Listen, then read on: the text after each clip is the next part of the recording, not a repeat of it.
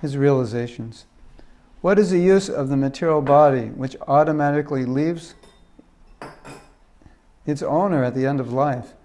And what is the use of all of one's family members who are actually plunderers, taking away money that is useful for the service of the Lord in spiritual opulence? What is the use of a wife? She is only the source of increasing material conditions. And what is the use of family, home, country, and community? Attachment for them merely wastes the valuable energy of one's lifetime. So I think Bali Maharaj he's losing everything, and at the same time, he's saying, what's the use of it? So it's like, okay, don't really need it anyway. Now, of course, we understand that things have use in Krishna service, so if you can use something and you don't, that's a fault. My grandfather, the best of all men, who achieved unlimited knowledge and was worshipable for everyone, was afraid of the common men in this world. Being fully convinced of the substantiality afforded by the shelter of your lotus feet, he took shelter of your lotus feet against the will of his father and demoniac friends, who were killed by your own self. So Hiranyakashipu tries to kill Prahlad Maharaj, and Hiranyakashipu dies. What does that all mean? Only by providence have I been forcibly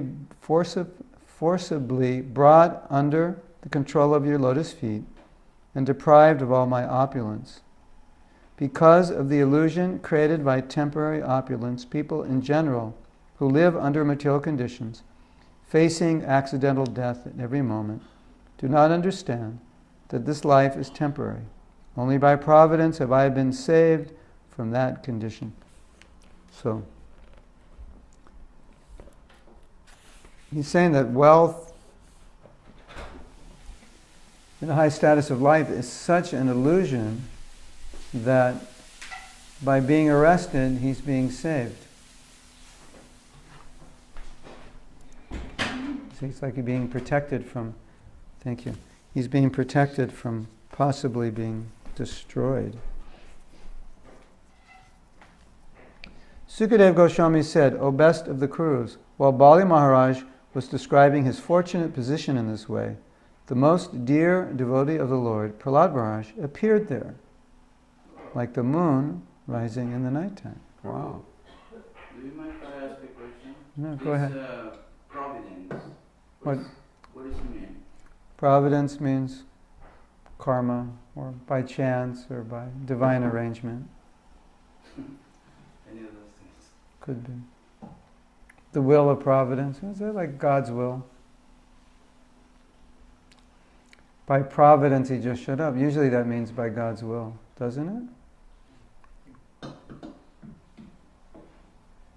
But it could be your karma.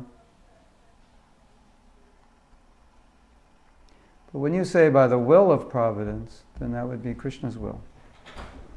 If you say by providence, it could mean also, I think it could also mean your karma. Right?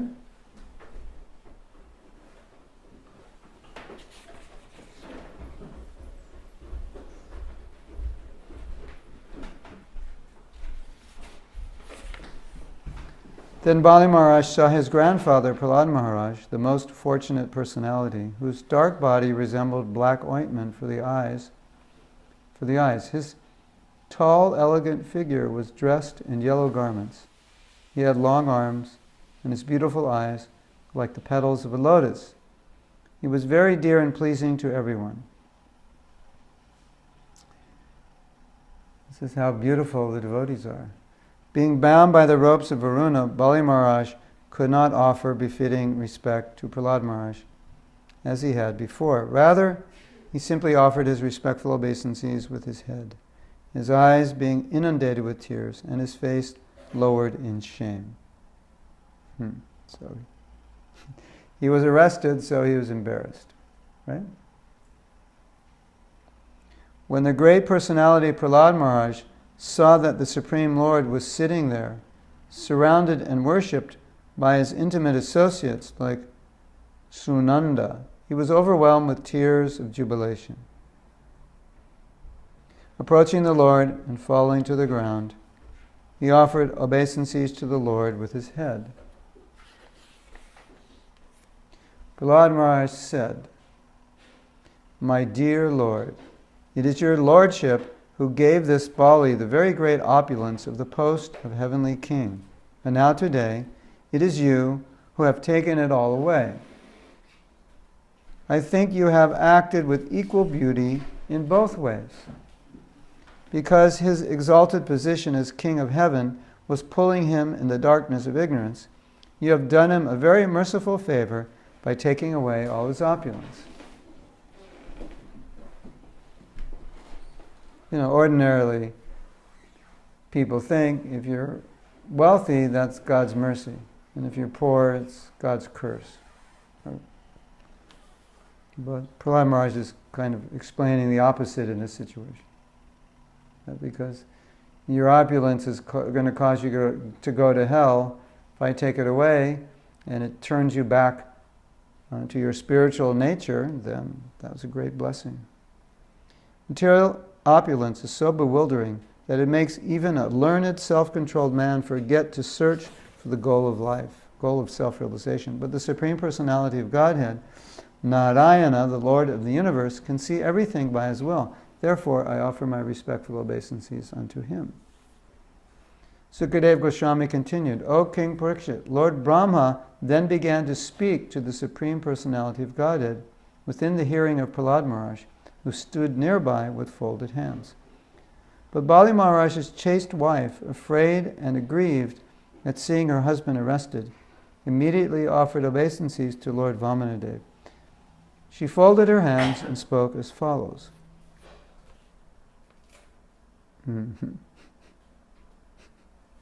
So, what's happening is, Lord Brahma is coming there to speak, right? But Bali Maharaj's wife is so upset, she just interrupts and starts talking. Like, what are you doing? What did my husband do? I think that's what she's going to say. Srimati Vindhyavali said, "O my Lord, you have created the entire universe for the enjoyment of your personal pastimes. But foolish, unintelligent men have claimed proprietorship for material enjoyment. Certainly they are shameless agnostics. Falsely claiming proprietorship, they think they can give charity and enjoy. In such a condition, what good can they do? What good can they do for you, who are the independent creator, maintainer, and annihilator of this universe?" Well, that's all she wanted to say. She wanted to glorify him. So she interrupted Lord Brahma, not to complain, but to glorify. Well, Prabhupada says, actually, she was praying that her husband be released.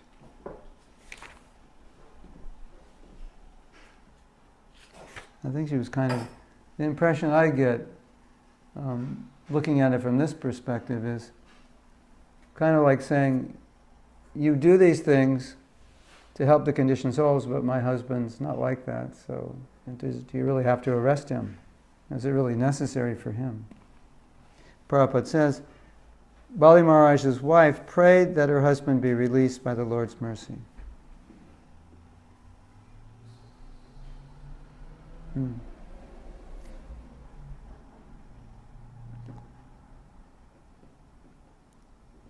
Lord Brahma said, "O well-wisher and master of all living entities, O worshipable deity of all the demigods, O all-pervading personality of Godhead, now this man has been sufficiently punished. For you have taken everything. Now you can release him. He does not deserve to be punished more. Bali Maharaj had already offered everything to your lordship. Without hesitation, he has offered his land, the planets, whatever else has been earned by pious activities, including even his own head. By offering even water, newly grown grass, or flower buds at your lotus feet, those who maintain no mental duplicity can achieve the most exalted position within the spiritual world. This Bali Maharaj, without duplicity, has now offered everything in the three worlds. How then can he deserve to suffer from arrest? So Bali Maharaj is our example of surrender. Just let Krishna take everything. So let's see what Krishna says about all of this. You want to see? Would you like to know? Yes. The Supreme Personality of Godhead said, "My dear Lord Brahma, because of material opulence, a foolish person becomes dull-witted and mad. Thus he has no respect for anyone within the three worlds and defies even my authority. To such a person I show special favor by first taking away all his possessions." So, Bali Maharaj got mercy by losing everything. While rotating in the cycle, of birth and death again and again in different species because of his own fruitive activities, the dependent living entity, by good fortune, may happen to become a human being. Human birth is very rare.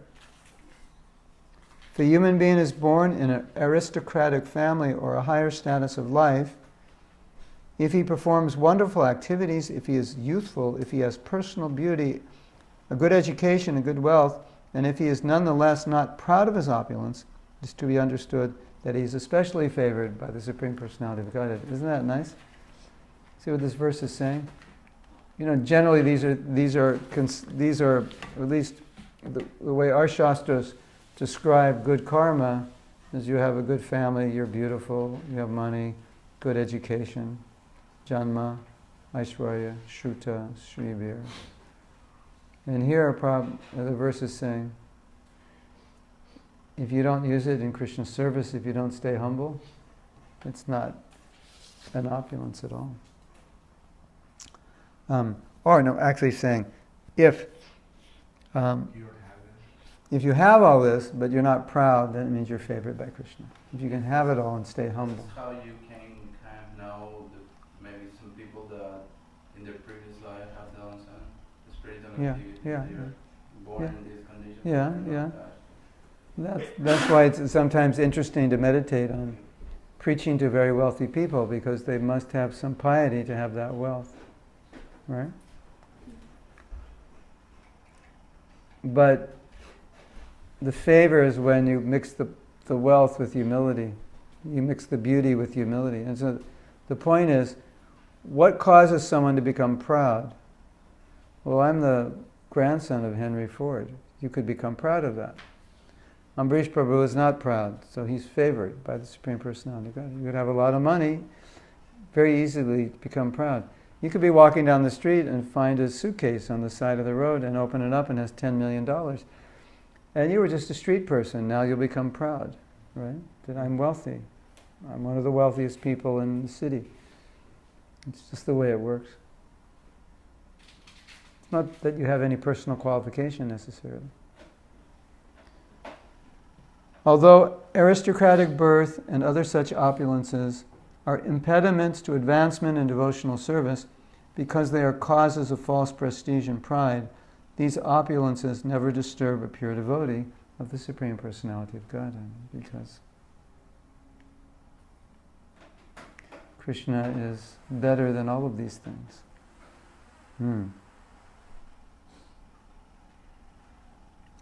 So Prabhupada here cites the story of Dhruva Maharaj because Dhruva Maharaj was given opulence. He didn't want it because he had Krishna. And Prabhupada says, Krishna never takes away material opulence achieved because of devotional service, although he sometimes takes away opulence achieved by pious activities. So you can get opulence in different ways, not just through piety, but through devotional service. There's money, there's followers, there's so many things. But if you achieve it through devotional service, generally it's because you're qualified to use it. And why would Krishna take it away? Because you're using it. Right? But if you achieve it through karma, you may not be qualified to use it. And therefore, Krishna may have to either take it away or maybe sometimes prevent you from even getting it in the first place. because you won't know how to use it. Right?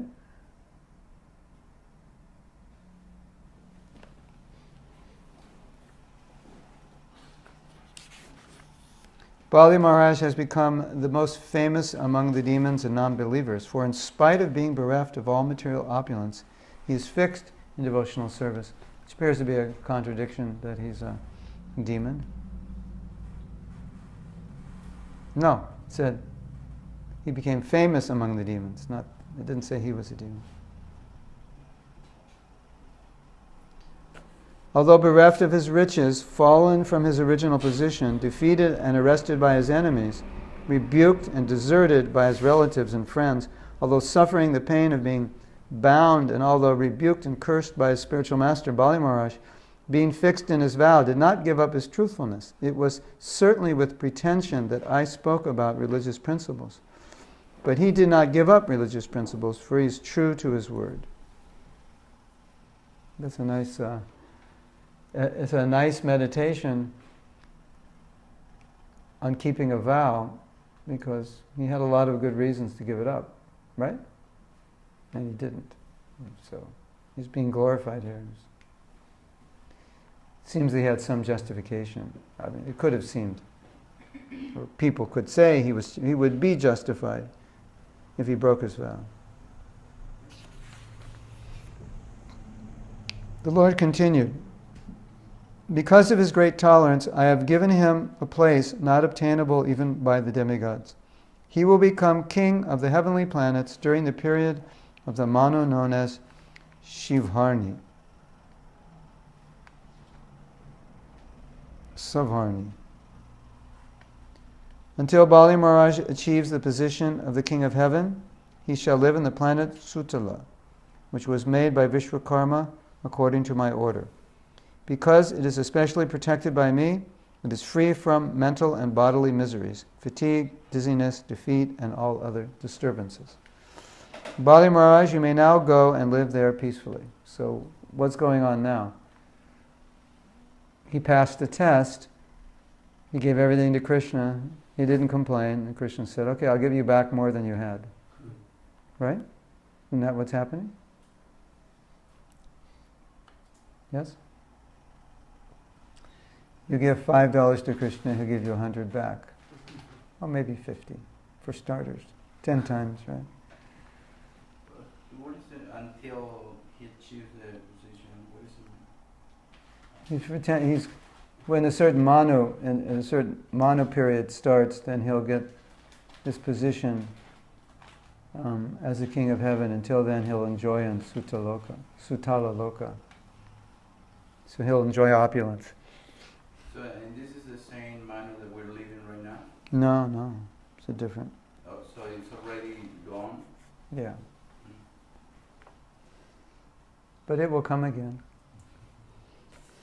So there will be another different personality inside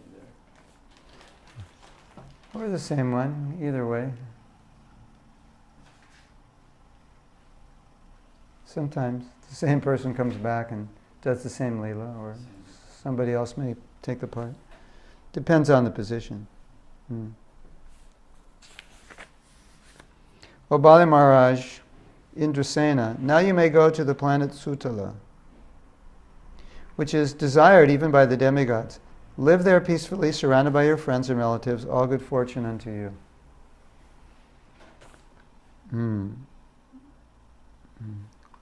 Prabhupada says, it's hundreds of times better than heaven.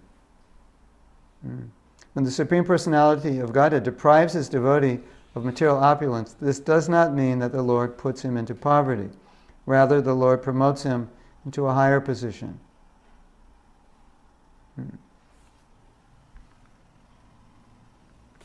Now you're all sitting there thinking, well, when's it going to be my turn for Sutala Loka or some, whatever. Well, when you become like Bali Maharaj, then we can talk about it. So we're learning to become like Bali Maharaj, right? But the paradox is that we want to enjoy these things, but we don't want to be like Bali Maharaj. And only until we become like Bali Maharaj, which means we'll no longer want to enjoy these things, will Krishna give us these enjoyable things. Mm-hmm. Because if he gives you the enjoyable things now and you still want to enjoy them, it's not going to be good for you. So. Right? You understand?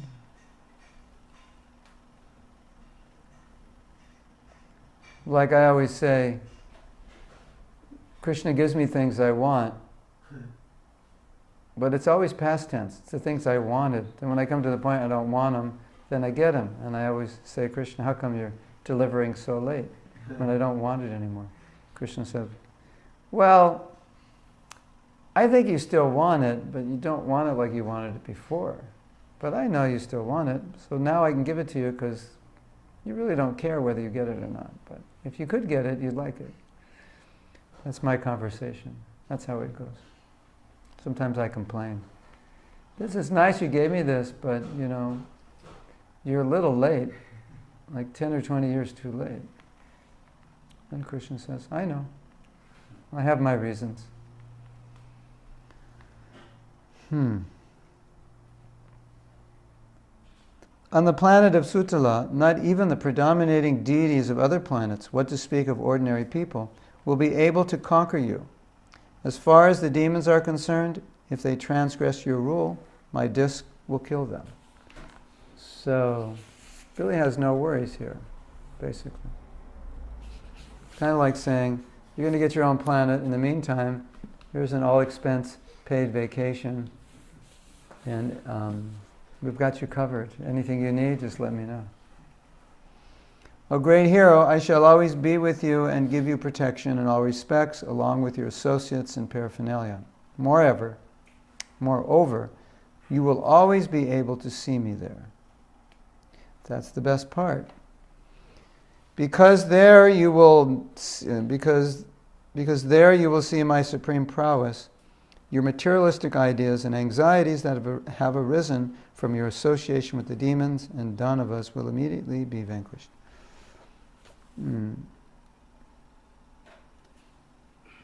The Lord assured Bali Maharaj of all protection. And finally, the Lord assured him of protection from the effects of association with demons.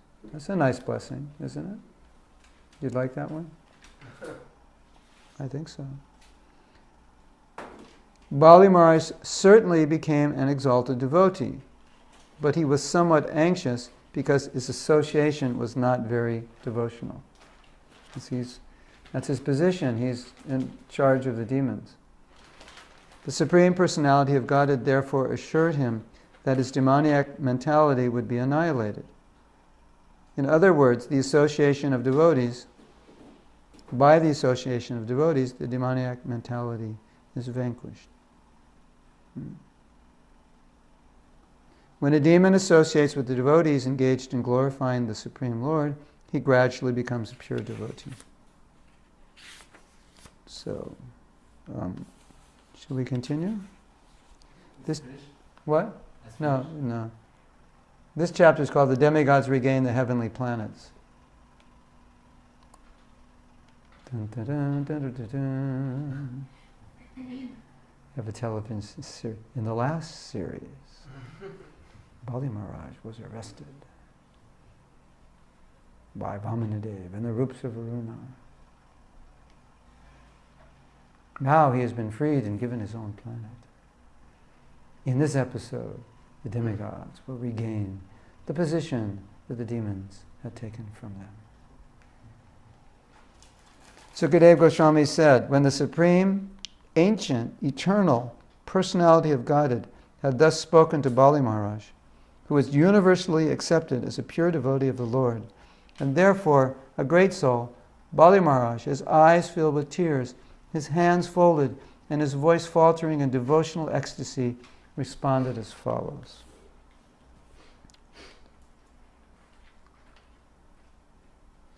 One question. When we explain the position of demons versus demigods in terms of the universe, like where are they situated? I was reading in fifth canto there, it explained they have their own planets, it's very luxurious and all that. So then why do they want to go to demigods' place? It doesn't make any sense. Because the demigods have it better. And the demigods control them, and they're stupid. And that's the nature of Rajagun. You always want grass is greener. And they're eternal enemies. So it's just like, I don't like you. So if I can cause you misery, get what you have, that makes me happy. Isn't it? That's the demoniac nature. And if they can get the planets of demigods, it's like, why did Hitler have to try to conquer so many countries? Because he's a demon. That's what demons do. He had his own country. That wasn't good enough. He needed to conquer more. So the demons, they want to get the planets, they want to get the demigods' planets. They're better. You live in a nice neighborhood, if you can knock somebody out of their home in a better neighborhood and get their house, go for it. That's kind of the mentality. They have these different items that they're in heaven and they're not in the... Yeah. I mean, the demigods' planets are better, but demons also have some nice planets. Yeah. But it's just, sometimes somebody's just in a better position, and that's enough to drive you crazy. Even you're okay, because that's the nature of passion. You're okay, but you're not satisfied with it. Somebody's got something better, so you go for it. And it's the demoniac nature, and they just don't like them. So to them, it's also like, hey, if we can get the demigods' planets, we're doing better. So let's go for it. And they have battles, and people die just to... Why did Ravana take Sita? Just, couldn't control himself. Yes? So follow-up question then. My understanding is that those who don't want to worship Krishna, but they have pious activities, they take birth as demons. Isn't that the case? Or who takes birth as a demon? It's not...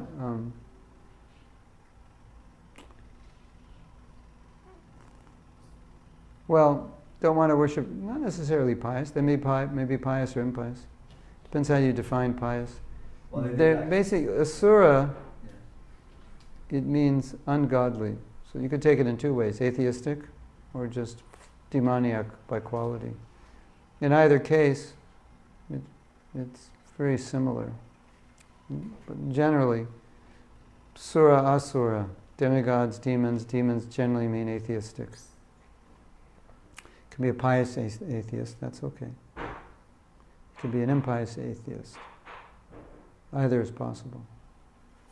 I was just wondering, how did Bali Maharaj take birth in their family? That was the most interesting thing to me. Yeah, but he took birth in the family of Prahlad Maharaj also.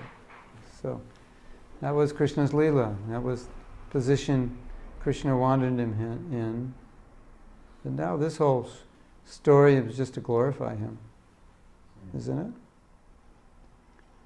So circumstantially, that's his seva to Krishna. And Bali Maharaj in his humility says, I'm a demon, but actually he's the greatest of devotees shown by this Leela, or great devotee.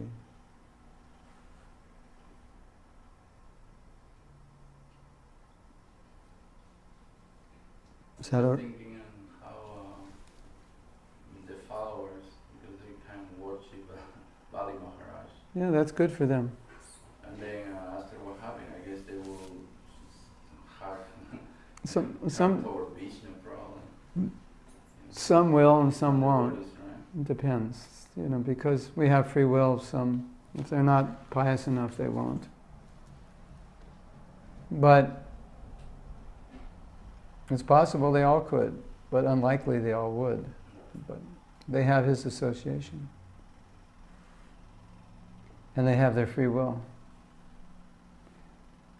Just like you could be on Brahmaloka and have that opportunity, but it doesn't necessarily mean you'll take full advantage. It just means you have the opportunity. Followers of Lord Shiva, many of them are in the mode of ignorance. So their association with Lord Shiva is more for the material benefits they can get from him, even though he's Vaishnavanam Yata Shambhu, the greatest Vaishnava. It doesn't mean they'll be benefited. But obviously some benefits there. Just like devotees ask, say, my mother, she's a very devout Christian or Catholic. She goes to church every day. But, she eats meat and they drink wine on these holidays. So what's the position? And one of the things for sure is that if you're meditating on Jesus, he's a pure devotee, you'll become purified. Now, it will be affected by your actions also. If you're still eating meat, then you're undermining the results you'll get. But certainly people become purified. Yeah. There's no question. No, in general, but because of this pastime, so all those followers that were able to be there or to get to know what happened, I guess for them,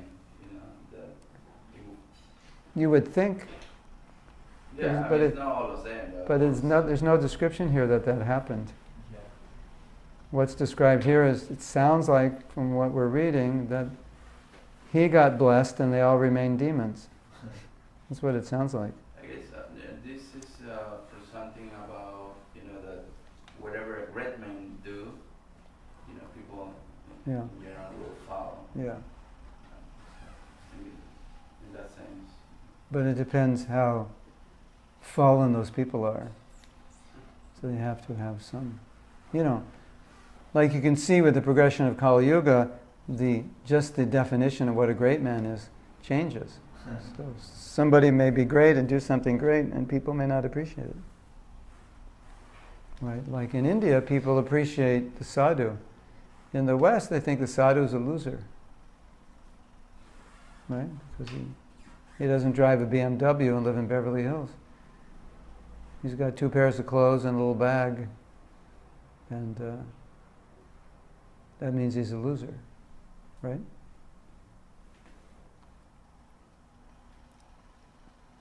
So you also have to want to follow the example of great persons. So in general, it's true. But now everybody's being influenced by movie stars, rock stars, business people, and sports people. So in that sense, what you say is true. But they're allowing themselves to be influenced by the wrong people because they have the wrong mentality, right? So maybe there's other people that are influencing these demons that they see as their exemplars. And maybe they don't see Bali as an exemplar because they don't want to be like him and they can't comprehend it. Or they might think, wow, Bali Maharaj, this is really bad. You lost, lost everything, and that wasn't nice. Why didn't he just give you the planet? Why did he have to take everything away? Who knows how they're thinking?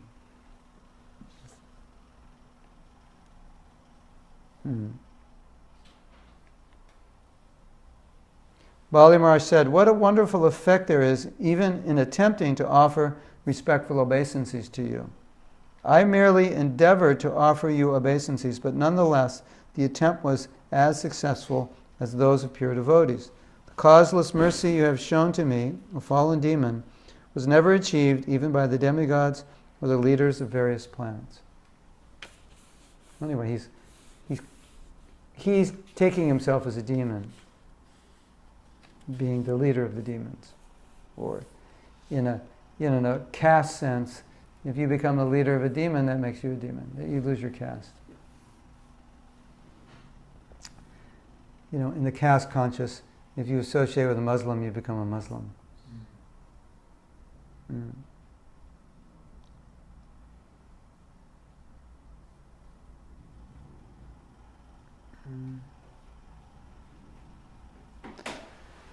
Sukadeva Goswami continued, after speaking in this way, Bali Maharaj offered his obeisances first to the Supreme Lord, Hari, then to Lord Brahma and Lord Shiva.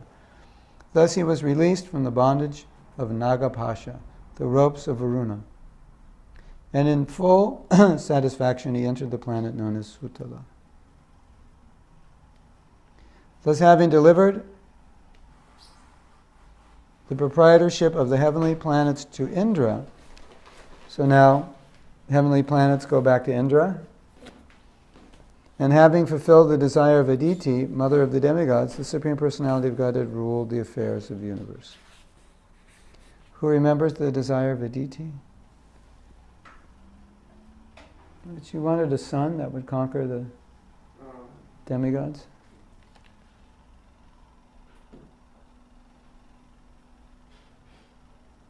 Was that it?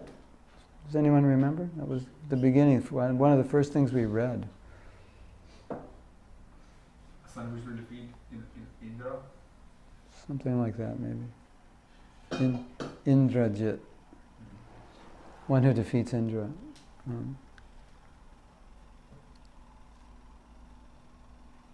When Prahlad Maharaj heard how Bali Maharaj, his grandson and descendant, had been released from the bondage and had achieved the benediction of the Lord, he spoke as follows, in a tone of greatly ecstatic devotion. Prahlad Maharaj said, O Supreme Personality of Godhead, you are universally worshipped. Even Lord Brahma and Lord Shiva worship your lotus feet. Yet although you are such a great personality, you have kindly promised to protect us, the demons. I think that such kindness has never been achieved even by Lord Brahma, Lord Shiva, or the goddess of fortune, Lakshmi. What to speak of other demigods or common people. So Prahlad Maharaj is also identifying himself as a demon because he's born in the family of demons. Isn't that interesting? Yes. So there's a lot of here identification of descendants. So even Prahlad Maharaj is a devotee because he's born in the family of demons. In that culture, that means you're a demon. So he's going along with that culture, and that's why they're saying these things. Because, well, of course, also you can say it's their humility, but obviously they're not demons. Yeah. Like yes. Bhaktivinoda Thakur, other acharyas, they call themselves fallen souls, conditioned souls. They're not fallen souls. They are. You can see that. Yeah, but they feel that. They feel that way.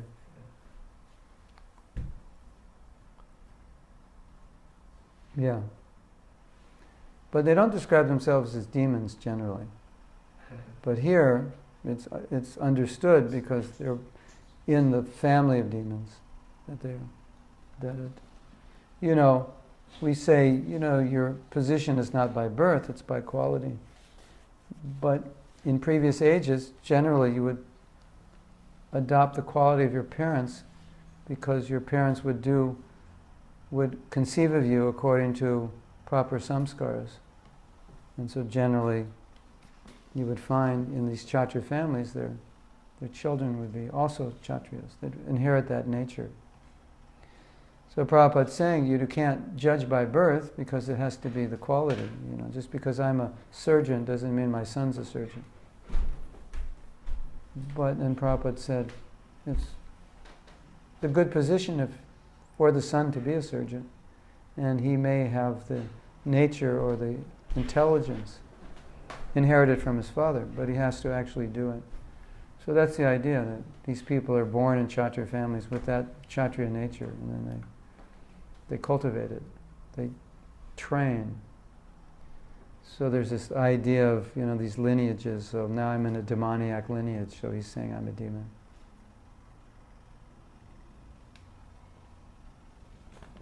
So although in Kali Yuga it said, Kalo Shudra Shambhava. Kali Yuga everybody's a Shudra. And Prabhupada says, but in other ages they followed Garbhadam Shamskar, so you would find that they would often have the nature of the parents. So these, it's like Dhruva Maharaj was very feisty, So Prabhupada said he had the blood of a Kshatriya. That was his nature.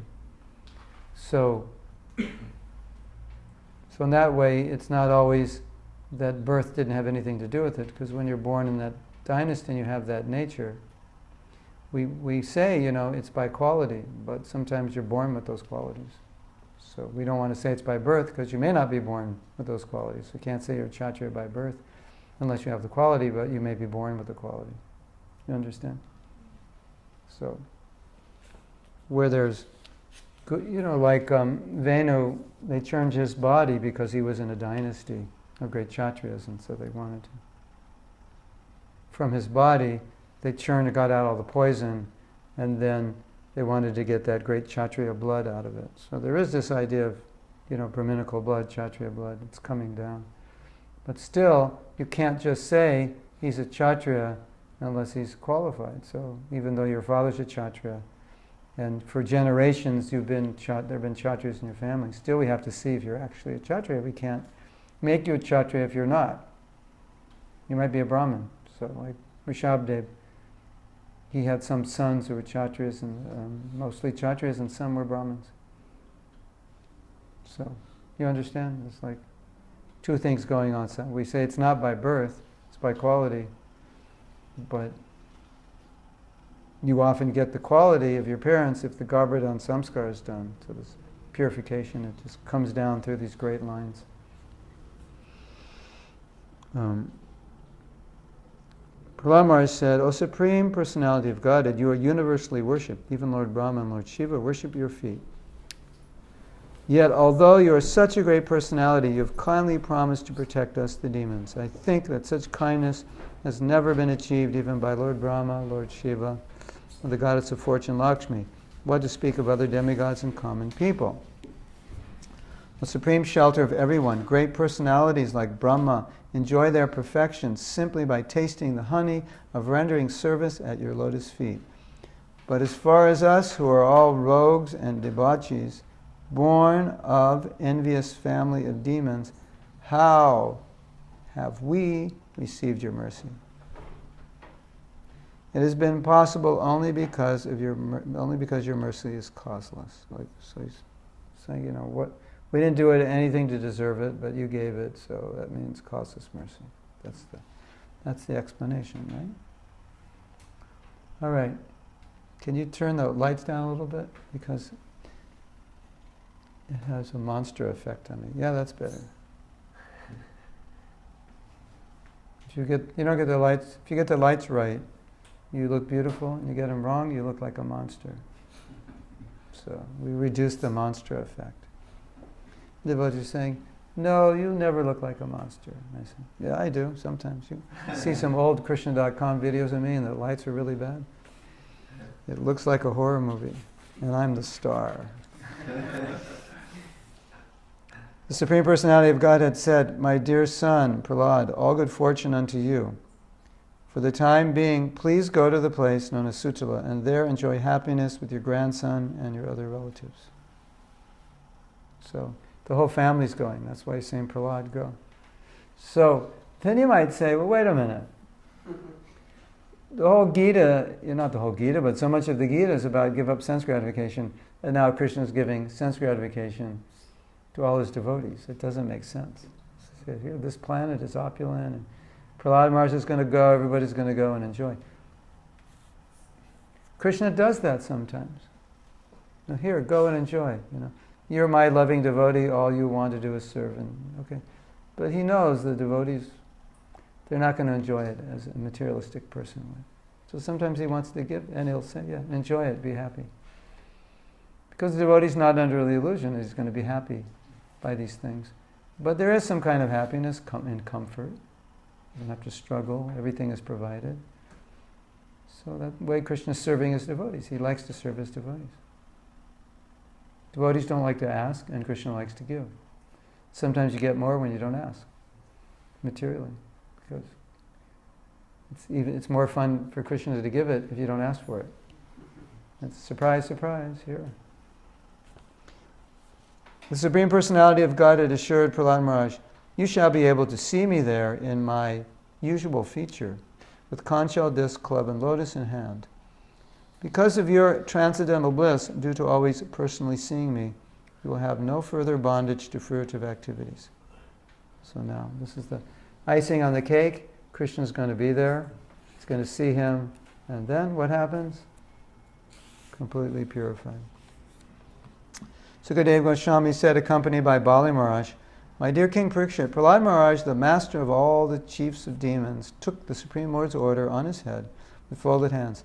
After saying yes to the Lord, circumambulating him, and offering him respectful obeisances, he entered the lower planetary system known as Sutala. One time Prabhupada said, when I started my mission, Krishna had taken everything from me. Prabhupada left his home. He had a business, that means there was cash flow and needs were being fulfilled. And then he left, like a couple dhotis. He didn't have anything. And then, as we know, he only said he had the equivalent of $7 US. It was actually rupees. So that means he had nothing. But I think he paid the taxi driver in rupees or somehow, or I don't know. But really didn't really have anything. So also when he came to America, he had nothing. And then all of a sudden, he had everything. So Prabhupada said, Krishna was testing me by taking everything away, and he wanted to see what I would do. Then he gave me everything. He also see what I wanted to do when he gives me everything. So you have two tests. First test, we take it away. What are you going to do? You're going to give up Krishna consciousness? Oh, I was so happy before I was a devotee. Now I've become a devotee, and now everything has been taken away. So it's not fair. And then you complain. Krishna says, oh, that's where you're at. This is business, huh? But you say, I become a devotee, Krishna's taking everything away, what a blessing. You tolerate it. Krishna says, oh, that's good. Let's give him opulence now. Then you get the opulence and two things will happen. Either you'll get bewildered or you'll just use it in Krishna's service. So that's why Prabhupada said, Krishna gave me opulence, then he wanted to see what I would do with that. And then when he saw it could be used, okay, here's more. Here's $100, let's see how you use it. Oh, you used it wisely, here's 200. Oh, you used it wisely, here's 400. Right? That's how it works. So these sutala is in a lower planetary system. Yeah, they have this. They have these what are called. Yeah, they have planets. In the fifth canto, you can read about them. They have planets which are for demons, but they say there's more sense gratification than on the heavenly planet. The kind of sense gratification demons want and demigods want is also different. The difference between Beethoven and rap. So rap is enjoyable for some people. Well, it's a different quality of music than Beethoven. So I don't know if that's the best analogy, but something like that. So, cultured people enjoy in a more refined way, isn't it? An average person may just, enjoy a hot dog and a beer and a football game. And it doesn't get better than that. But this the reigning deity of this planet is Vishnu, right? He's coming there to bless Bali Maharaj. So, but how everyone else deals with it, just like in India, you can be an atheist, although there's a temple on every street corner, right? And there's Muslims walking down the street, walking by temples. It has no effect on them. And, certainly demons must have their own demoniac forms of religion, ghost worship and demigod worship for material things. But generally, demon means they're not worshiping Vishnu. Now, Kali Yuga is mixed up, so we see people who have very demoniac tendencies and are also apparently worshiping God. So, but I think what we can say in the different ages when things weren't so mixed up, it was more clear. Here's the demons, they have their own planet, this is what they do. Here are the demigods, they have their own planet, this is what they do. Then as ages progressed, they shared planets. And then the funny part is, in Kali Yuga they share the same body, so we have divine and demoniac natures at the same time. Whereas before, it was different planets, different universes to different planets, to different neighborhoods, to sharing the same body. But if you compare it to what's going on today, you see there are many demoniac religions. So certainly they'll form some religion, demons, where they worship Lord Shiva, do this, but it's all for material benefit. It's not because they want to become pure, right? So Vishnu's there and they might think, whatever. We just want to, we want Shiva, Durga. Vishnu's our enemy. Kind of interesting, right? In some way. O best of the Brahmins, Sukracharya, please describe the fault or discrepancy in your disciple Bali Maharaj, who engaged in performing austerities. This fault will be nullified when judged in the presence of qualified Brahmins. Oh, this is interesting now. Now Sukacharya is going to testify. He's on the stand. Sukacharya said, "My Lord, you are the enjoyer and lawgiver in all performances of sacrifice. And you are the Yajna Purusha, the person to whom all sacrifices are offered. If one has fully satisfied you, where is the chance of discrepancies or faults in his performance of welfare?" Now, this is having a very happy ending. Now Sukacharya is like, he's on board with the program. Like, am I going to Sutta with it? Yeah, he's like, Sukacharya is like, he's a happy camper now. Because he's been upgraded to Sutala. So he's like, okay, Bali Maharaj is like, got an upgrade, I'm in, let's go. But he's also obviously come to his senses in the presence of Vishnu. There may be discrepancies in pronouncing the mantras and observing the regulative principles, and moreover, there may be discrepancies in regard to time, place, person, and paraphernalia. But when your Lordship's holy name is chanted, everything becomes faultless. So now in these Leelas, Krishna's, he can use Sukacharya to speak perfect philosophy. And that's what he's doing. Sukadeva Goswami said, in this way, the most powerful Sukacharya accepted the order of the Supreme Lord with full respect. Along with the best brahmanas, he began to compensate for the discrepancies in the sacrifice performed by Bali Maharaj. King Parikshit, this having taken all the land of Bali and by begging the Supreme Lord, Lord Vamanadeva delivered his brother Indra, all the land taken away by Indra's enemy. Lord Brahma, the master of King Daksha and all other Prajapatis, accompanied by all the demigods, the great saintly persons, the inhabitants of Pitri Loka, the Manus, the Munis, and such leaders as Daksha, Bhrigu, Angira, as well as Kartikeya, and Lord Shiva accepted Lord Vamana as the protector of everyone. He did this for the pleasure of Kasyapa Muni and his wife Aditi, and for the welfare of all inhabitants of the universe, including their various leaders.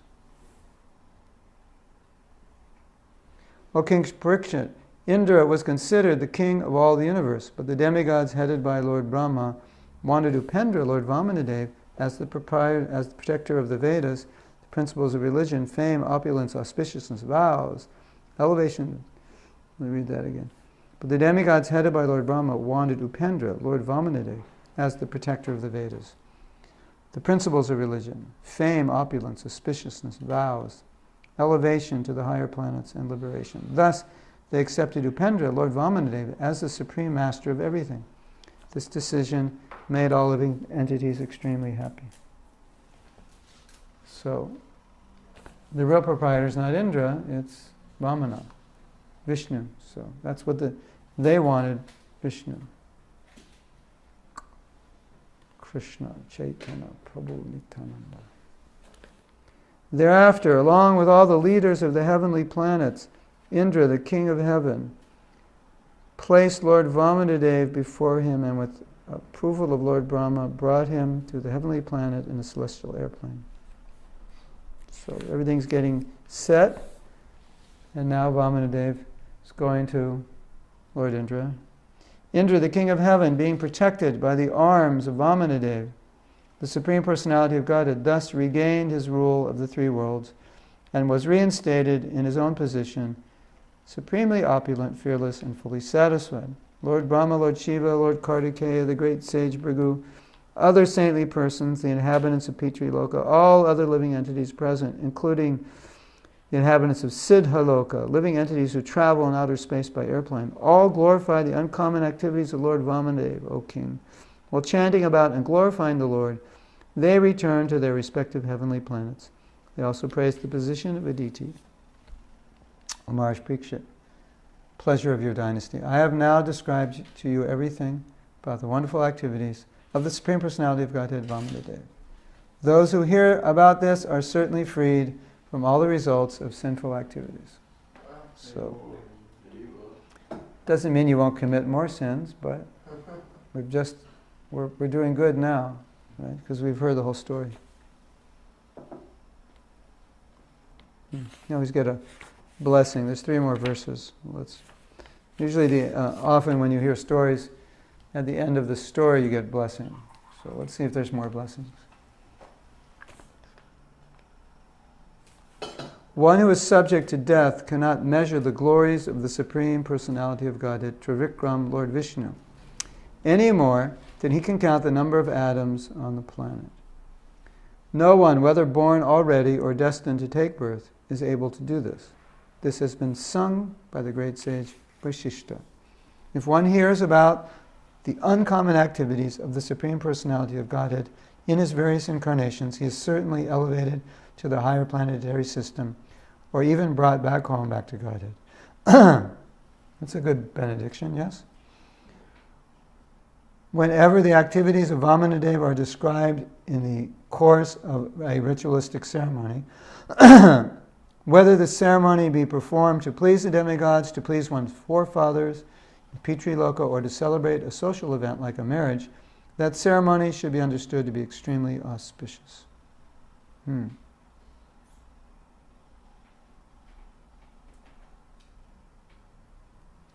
Srila Prabhupada ki jai. Oh, Premanandi. Yes, sir. Questions? Yesterday, this isn't really on topic of today's class, but yesterday you spoke that it was in Mata Shiksha, it said you should love yourself. Love. Please let me have love of Krishna, love of Vrindavan, love of the devotees, love of Jamuna, love of Govardhan, and love of myself. So this confused me kind of because I was thinking about what does it mean to love someone else, like thinking that they deserve something, you know? Well, the person in other words, if I say you should love me, then I think I deserve your love. Is that what you're saying? If I'm loving myself, then I'm thinking I'm deserving something. Oh, yeah. Well, yeah, you are. You're deserving the mercy of Lord Chaitanya. And if you love yourself, you'll take it. Because Lord Chaitanya is giving it. And so therefore, you're deserving it paradoxically and inversely by being unqualified for it. Lord Chaitanya decided you deserve it. And if you take it, you know, because we talked about 2 things.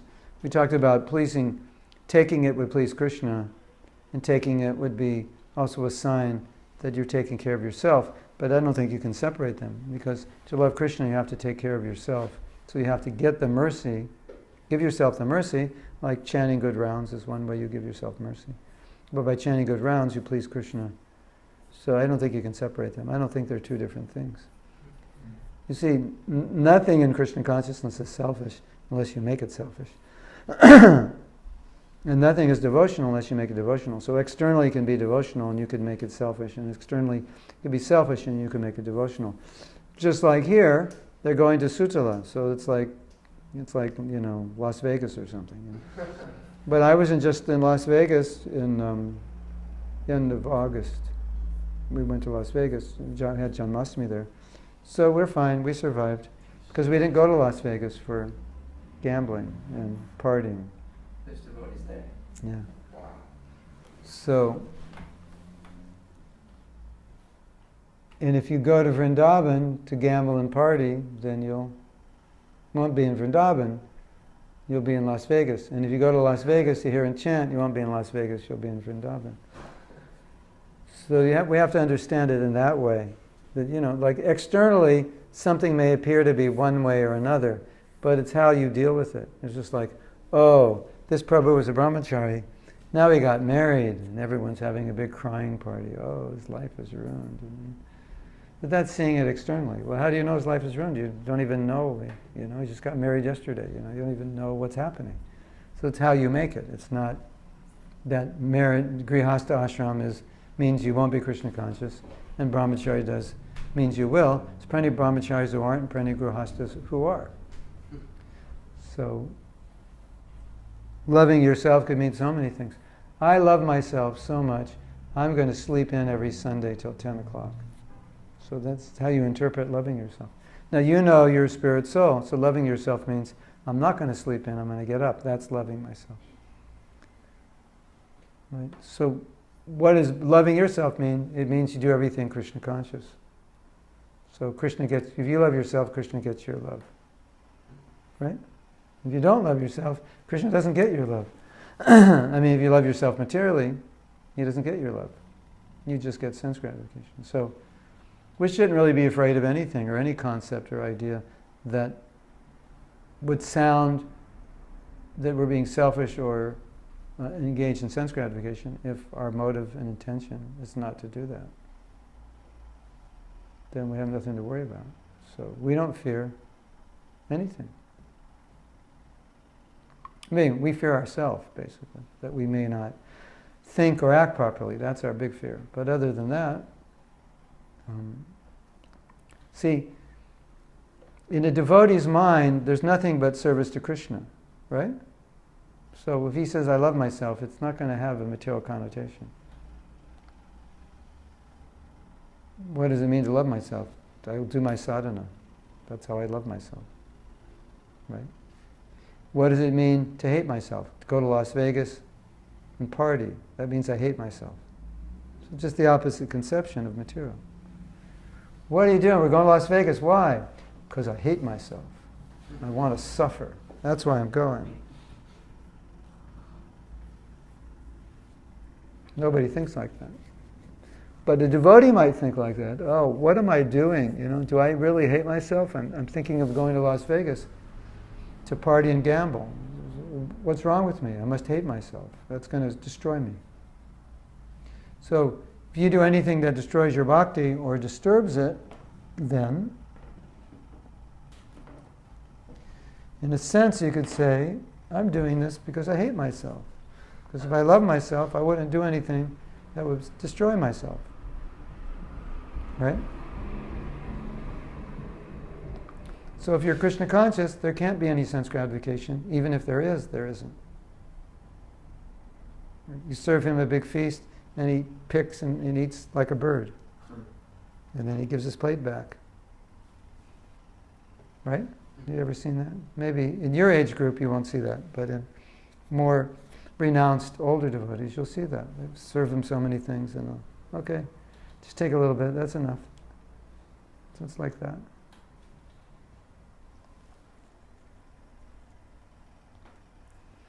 And you might say, well, if that's the case, why serve them a lot of nice things? That's also true, but sometimes they can't control it, it just comes.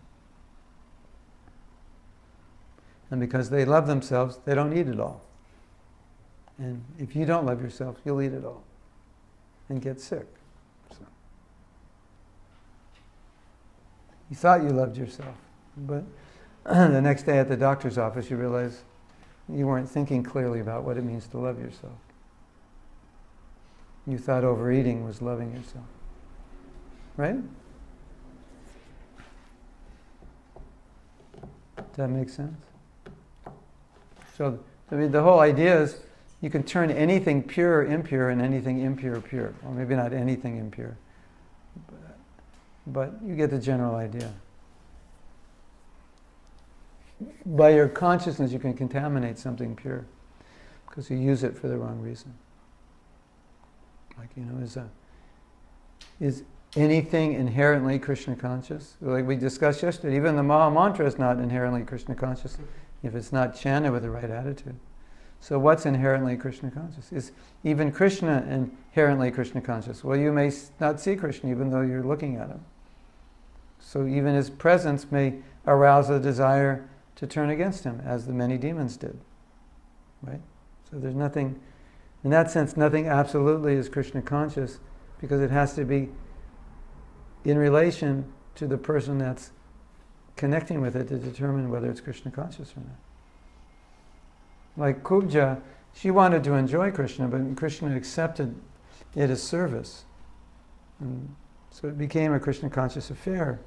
It got turned into a Krishna conscious affair, even though that wasn't really her intention so much. But her fortune was that she was somehow attracted to Krishna. And Krishna purified her, because she had some mixture that was there, of something a little devotional. And Krishna made it more devotional.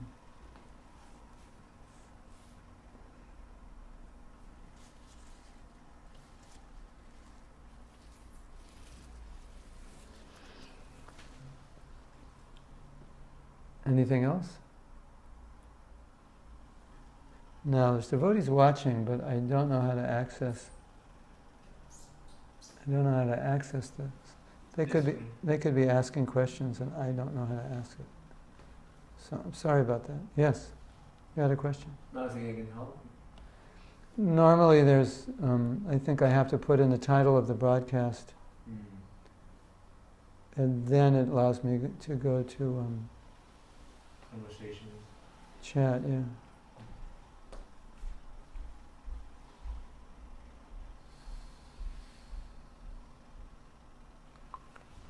I spelled it Vamana, but with a B, so it looks like banana.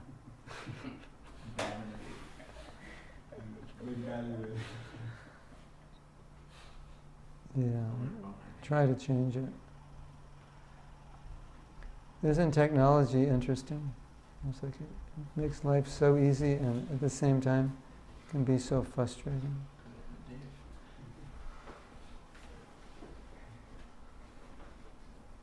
You said you want to speak on some other topic also after this? Yeah. We'll inquire what time is breakfast. That's the next topic. No breakfast today. No, What's today? It's another holiday today? Sunday. Oh, it's Sunday. Oh yeah.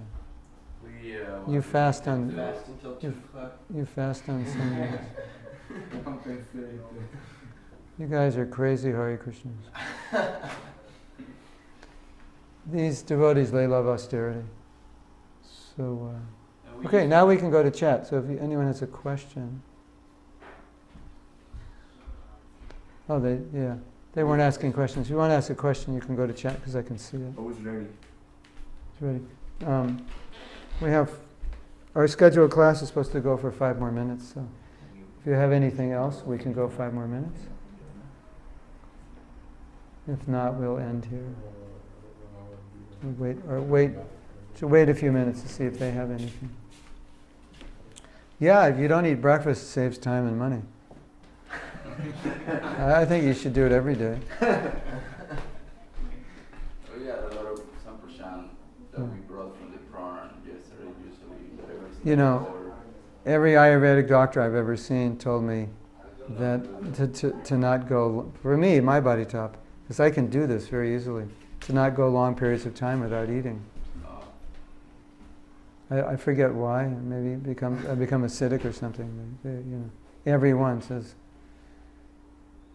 I don't know. By what's wrong with me, they say you need to.